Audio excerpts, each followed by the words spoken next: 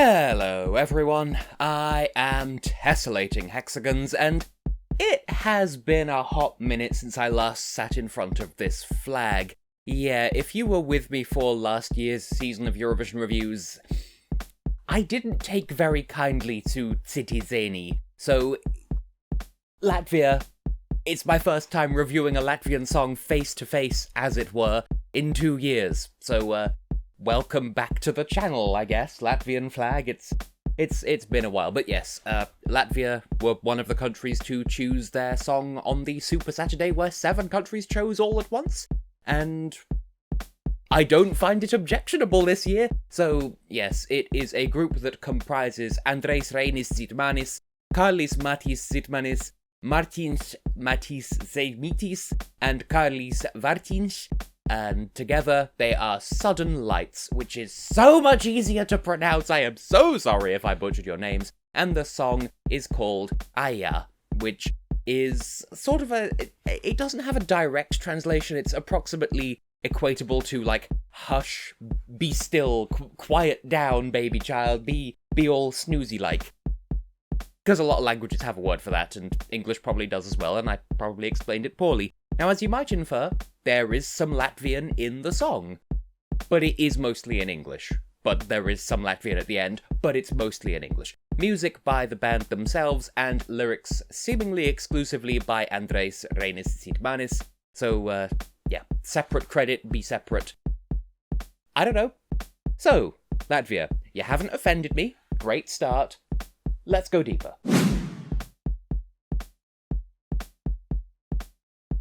Okay, so little point that goes absolutely nowhere, but before I heard this song, the thing that stood out to me was the feeling that so many people are going to, at a glance, mix up the title and the name of the band, because they both kind of sound like they should have each other's names, in that someone who doesn't know Latvian might think that Aijā sounds like a singer's name, while Sudden Lights, perhaps because of Blinding Lights by The Weeknd, sounds like a song title.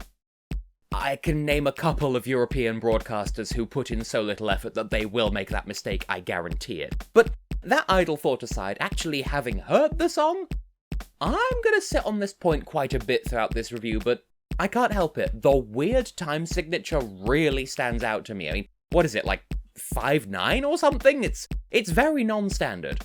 At the very least by international tastes. In short, it's a math rock lullaby, which is such a crazy idea for a song that really only Latvia could bring it to Eurovision. But in my opinion, it totally works. This is the first song this year, so far, fingers crossed, where I've sat back and thought, yeah, actually, rather than just, at best, okay. So, quite the turnaround from last year, I'd say.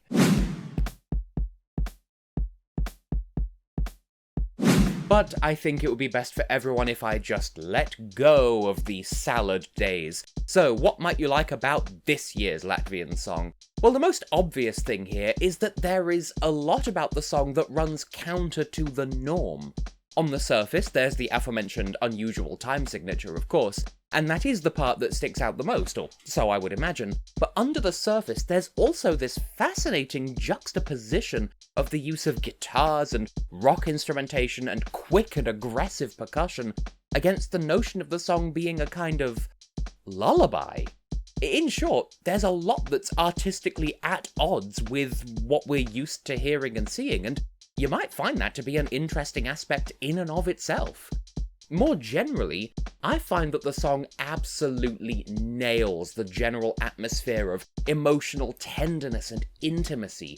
This is very much a song about one person who cares about another, and in fact, I could see it possibly, you might be able to spin it as being an introspective soliloquy addressing oneself as well, which, wow, we're getting deep here.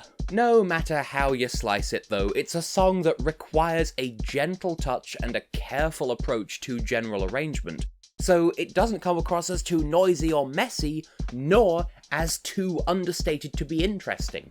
Personally, I find that the song manages that perfectly, even in spite of its instrumentation, which is typically more associated with energy, more riotty kind of songs.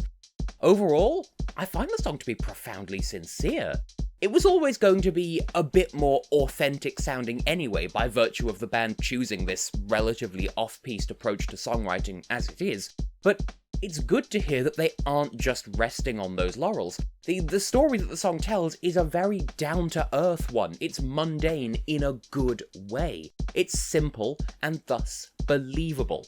And the fact that the ending involves the song winding down its energies and flipping into just a simple, repeated Latvian phrase really pushes that imagery even further. It's kind of a beautiful sunrise after an emotional storm. In a manner of speaking, that is an oversimplification on my part. There's no pretense or pretension here, just raw, honest emotions and storytelling. Mantas patik!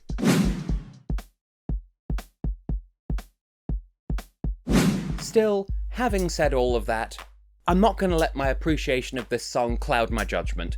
I can totally understand if some people, for example, find that ending to be underwhelming, whether because of that sudden pullback in energy, or because it might sound rather like it's about to launch into one big explosive finale and then it just kind of peters out.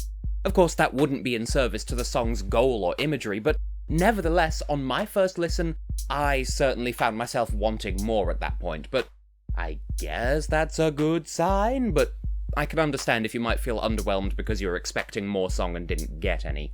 Also, for all the praise I heaped upon the song's unusual approach to songwriting, some people may well find it to just be off-putting. I get that. Most people are typically acquainted with songs in 4/4 time and 3/4, maybe 6/8 time at a push. Anything outside of that may sound too different to the casual ear to have an easy time adapting to it. I get it, you know, it's something that it's an acquired taste. In addition to that, some people may well struggle to reconcile the loudness and the attack of the guitars and percussion against the themes of sleep and peace and lullabies and all that, and they may find it to be an irresolvable contradiction that presents a barrier to enjoying the song. Basically, for some people, engaging with the song might come with too many prerequisites for it to happen naturally, and that's okay. Nothing wrong with that, you're not broken if you feel that way. And one thing that I can't overlook, in all fairness, again, for all the praise I've given to the song's sort of more emotional angles, I should acknowledge, if that aspect doesn't work for you, if you don't connect on that emotional level, then all that's left is that aforementioned unusual musical style that's difficult to engage with from a standing start. Thus, if you don't invest emotionally, you might come away feeling like the song is a lot of experimental noise and not much besides, which, to me, seems like an uncharitable perspective, but I might be biased because I like the song. I certainly won't try to stop you from feeling your own feelings, though. You don't have to agree with me just because I'm the one in front of the camera.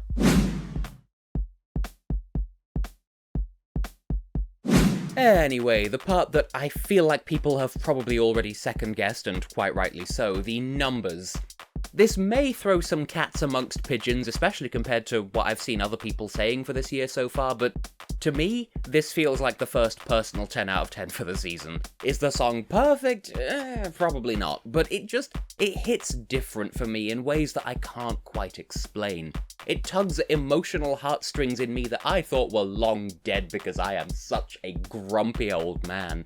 In all seriousness, though, I appreciate the emotional tenderness going on with this song, and how there's this juxtaposition of lively guitars, but it's a lullaby, crossed with unusual time signatures that are part and parcel of the math rock genre, and it might help that, as a baby, I too had rock music as kind of my default genre when it came to lullabies. Whatever the case, yep, Latvia, you have reached me. I won't say all is forgiven for last year, but I will say it's one hell of a glow-up in my personal estimation. Now, to put my Jura hat on, which happens to look exactly like my regular hat, lyrical quality, I'll say 2 out of 2. I have no complaints whatsoever here. The lyrics paint a very vivid, very believable picture that I find to be emotionally effective, seemingly in spite of the story in question being so normal and everyday. Really, the only thing I could even half mention is the ever so slight clunk to the line about saying the right words at the right times. But tastes will vary as to whether or not that's even weird in the first place. I could just see some people maybe pulling them up on it. Anyway, musical quality 2 out of 2. Math rock is a challenging genre to be sure, but these guys make it work. And make no mistake, I'm not giving them a 2 out of 2 just because they've picked a difficult genre, but because they have a difficult genre and they're doing it well.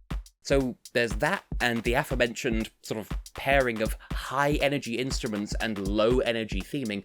They've done an incredible job in crafting a tender and emotionally impactful landscape of sound. And delivery quality. Again, 2 out of 2. At the national final, no part of that was lost whatsoever. The vocals were absolutely on point in every way, on time, in tune, projected well, emotionally authentic. That's not easy, especially during the opening bars of the song, when the only metronome to work with is that crazily paced percussion, which, as we've established, isn't exactly working to a time signature that people are used to hearing. As for staging potential, this is where I'm going to err on the side of caution and say 1 out of 2. I say this simply on the basis of acknowledging that this is another case of the margin for error is very wide in both directions.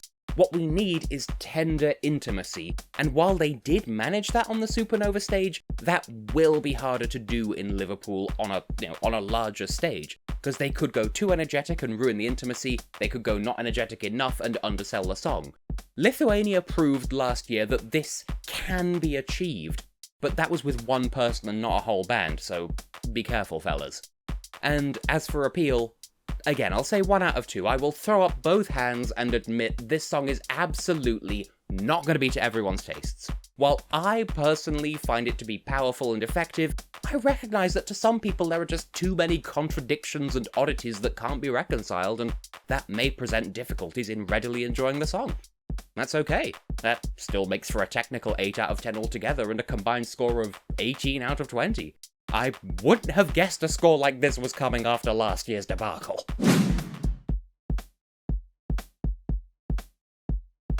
So, does this mean Latvia's moving in the right direction at Eurovision? Well, speaking in broad strokes, this is another case of same selection, different year, so it'll have to be the neutral arrow.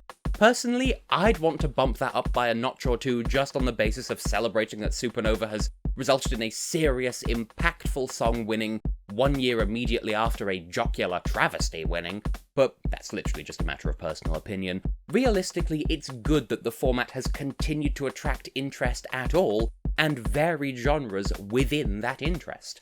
It's also heartening to see that it's not a format where a familiar name can rock up and just instantly win just because people remember them from a previous edition. This isn't me throwing shade at a certain someone, this is just me observing that, hey, Justs was there from 2016 and he didn't win. On those grounds, it seems pretty fair and open. The best song wins, not the most well-known name.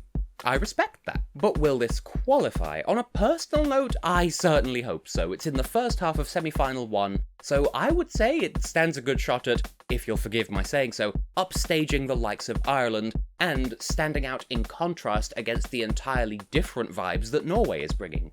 Plus, the time signature that I can't shut up about will likely lend it a means of standing out in the audience's memory, even if they may not immediately understand why.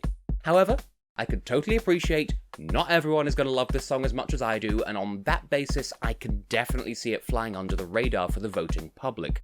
The lack of jury points won't hinder them, I don't think, but if enough people don't really rate this song, if this is their 11th or 12th place, or even their 8th or 7th, because I mean, who phone votes for their 8th favourite, am I right? That may cost them a place in the final. Even without Lithuania on hand for cultural proximity appreciation, though, I don't see this being in the bottom 5 of its semi-final, or at least I certainly hope it won't end up down there.